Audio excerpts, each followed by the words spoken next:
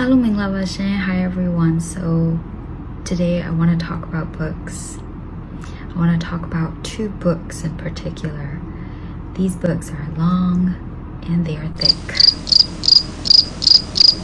So, the two books I want to talk about are Chimamanda Ngozi Adichie's Americana and Haruki Murakami's 1Q84. So on the surface, these two authors are probably not going to be talked about in the same sentence because they write so very different types or genres of books. So Americana is situated in realism. It talks about power, it talks about migration, love, politics, hair. It basically talks about hypervisibility. So in Americana, Ifemelu is a Nigerian woman who migrated from Nigeria to study in the US. And before she moved to the US, she was just her. And then when she moved to the US, she suddenly realized that she is identified as Black. And with IQ 84, so not IQ, I keep saying IQ because in my mind, the one looks like an I.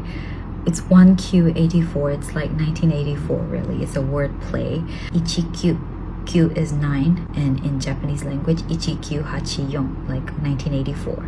So in 1Q84, we're looking at surreal worlds, we're looking at cults and violence. There's quite a lot of violence in there. Not gory violence, but there is enough violence.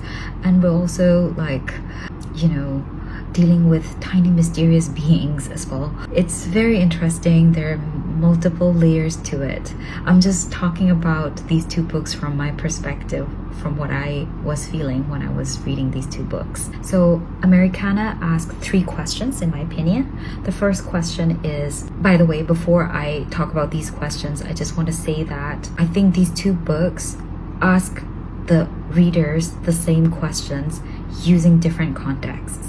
So Americana asks us the questions related to identity. The first question I think Americana asks us is what happens to your identity when you move away from home? And this resonated with me a lot because I also had to move away from home at a very young age.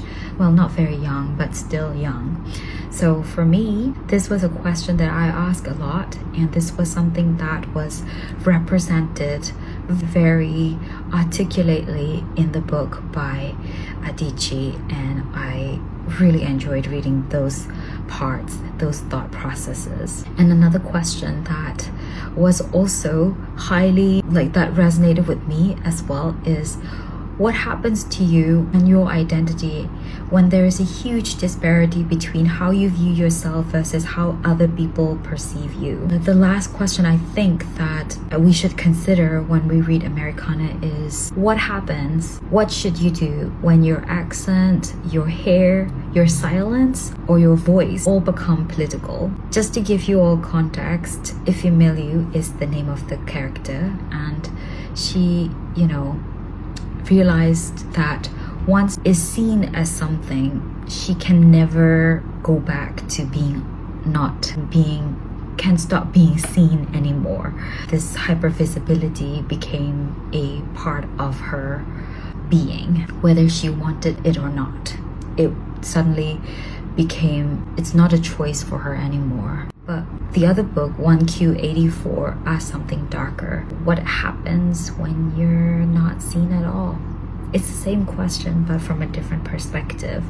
So in 1Q84, the main character is Aomame, and she is an assassin, and her specialty is taking down powerful, abusive men. And she does it so well that she has a special technique she uses to take them out. And she does it so well that people assume that these men simply died of natural causes. For her, because of her line of work, invisibility is key. Invisibility is survival. Invisibility is power. Invisibility is her identity. So both books are about women navigating systems that were never built for them. One tells you to speak and the other warns you what happened if you do, and the other also tells you what you can do with it if you are careful of when you speak, how you use your invisibility. And I think that's why I keep holding these two books together in my mind when I was reading them. I read Americana first and 1Q84 a lot later, and after I read 1Q84 I realized, by the way, 1Q84 is a massively long book. It's almost 1,000 pages and there are like different parts to it, and the story does drag on quite a bit, so you have to be either patient or you have to just break down your reading by kind of taking a break from it and reading other books and then coming back to it. That's what I did. I think it took me about a year to finish 1Q84, to be honest. So because, you know, I guess my final thought is, because whether we are hyper visible or completely invisible, we're always negotiating power as women, and we always have to calculate safety. We always have to choose when to speak, when not to speak, because the consequences not something that we can ignore. And I think that is true for everybody. It's not just for women, but as a woman, I feel more strongly towards it because that's my lived experiences that I'm translating onto the characters as well. So yes, these two authors may never be placed side by side in a syllabus, or maybe even in the bookstores that you go to visit frequently. But in my head, in my mind's bookshelf, and in my life, I feel like these two books should be in, should be read together. They should, the characters, if they ever get to meet each other, will have so many things to talk about. So anyway, that's the end of my video. Thank you so much for just letting me talk, and if you're still here, thank you so much for finishing this video.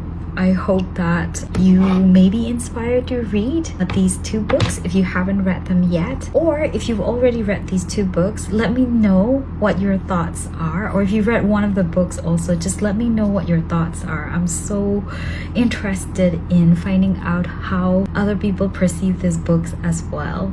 I love having deep conversations about books and characters and themes, and deconstructing language and deconstructing the characters and the stories and the authors. So do leave a comment under my video if you're still here. Thank you.